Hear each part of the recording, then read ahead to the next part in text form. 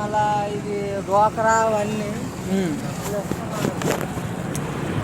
అయితే మళ్ళీ ఇప్పుడు ఇవన్నీ డబ్బులు అన్నీ ఇచ్చేస్తాడు పంచేస్తాడు, డబ్బులు ఇచ్చేసి జనాలు సోమరిపోతులు చేస్తాడు అని అంటున్నారు.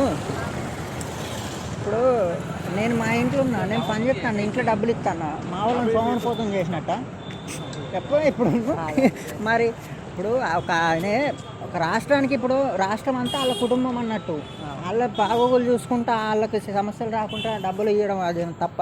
ఇప్పుడు నీకు ఇచ్చే నేను ఎంత ఇచ్చినా కూడా నీ పని నువ్వు చేసుకుంటావు, నీ పనికి అది కలుపుకుంటావు, కానీ అవే తినుకుంటా కూర్చోవు కదా. తినుకుంటా కూర్చుంటాడు, ఎట్లయినా తినుకుంటా కూర్చునే ఉంటావు. అవి ఎంత ఉపయోగపడతాయి?